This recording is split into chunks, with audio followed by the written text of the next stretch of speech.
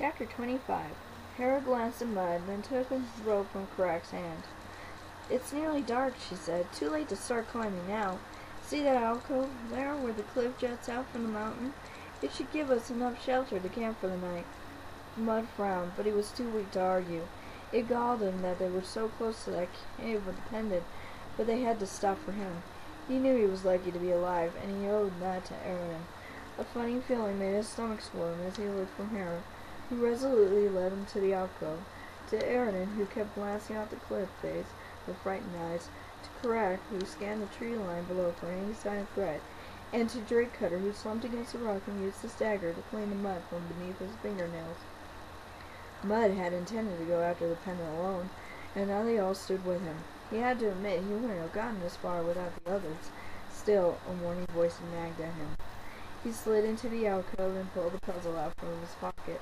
He never encountered anything so aggravating. Every other lock and puzzle he'd been able to figure out in no time, but this one refused to come apart, no matter how he twisted and tugged at it.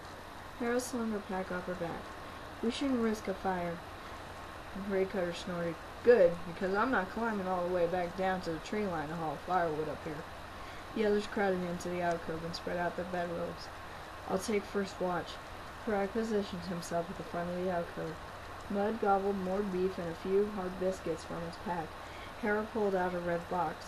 The lacquer glimmered in the setting sun, and the glass flashed as she opened it out to form a mirror. She washed her face and loosened her hair from the bun.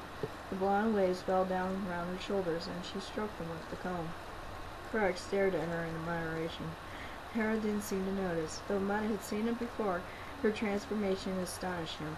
One moment she was a hardened ranger, and the next a beautiful young woman. From the strong hands that fell, 3 gnolls tenderly gripped the comb with graceful fingers. Mud couldn't blame Karak for sneering, but he didn't like it either. "I thought you were watching for gnolls," he snapped. Karak started. His silver eyes rested on Hera for half a second longer. Then he turned his back and stared down the mountain. "Well, aren't we grumpy?" Hera said. When Mud was still quite young, his father had told him it was his job to look after his younger sister, especially when she started to have suitors. Mud had figured that would never happen. Erden smiled at her. "You are very lovely for a human. If you were an elf, I might—" His face colored. "Well, Mud might be snapping at me, too." Hera lowered her comb. "What are you talking about?" Erden ducked and made a show of fishing around in his pack.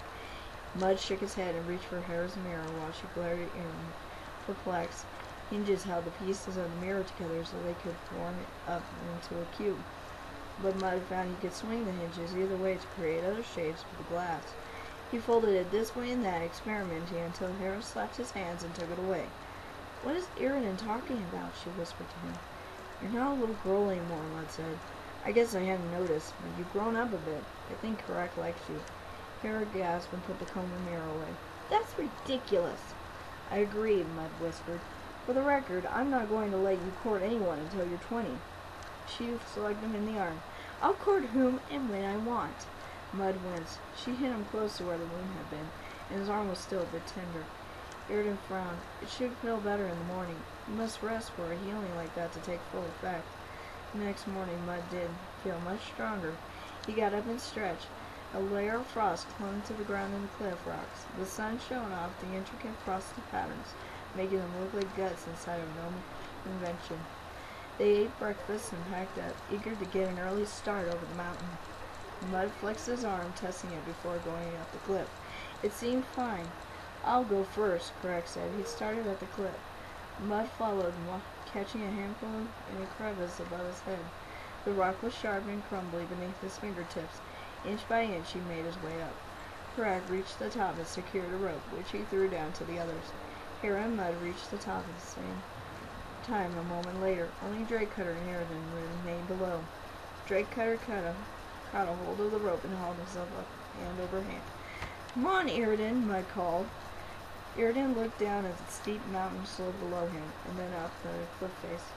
"I don't think I can do it," he said. "Just climb the rope," Hera said. "You're not afraid of heights, are you?" "I never thought about it before," Erden shouted up to them. "But now that it comes to it, yes, I think I am." Drake Cutter snorted. Karak grimaced, and Hera rolled her eyes. "Just tie the rope around your middle, and we'll haul you up." Mud called down. Aaron drew the end of the rope around his waist and fumbled to tie it. As soon as it looked like it would hold, Crack pulled him up. Ouch! Oh! Aaron cried as he bounced and scraped off the cliff. When he reached the top, he spread himself flat on the ground and refused to move. It's all right, Hera said, kneeling beside him and stroking his back. Marik's beer, get up, Drakecutter said. We're almost there. Mud tried to ignore the other glint in Drakecutter's eye. He reached down, picked Aaron up, and sent him on his feet, away from the edge. Aaron brushed the dirt and rock splinters from his clothes, his expression grim. Wind tugged at Mud's hair. The mountain peak towered above him like a great bald stone head. Leading the others, Mud skirted around the peak and started down the other side. An apron of boulders stretched out below him, down and down and down. About halfway down, a finger of black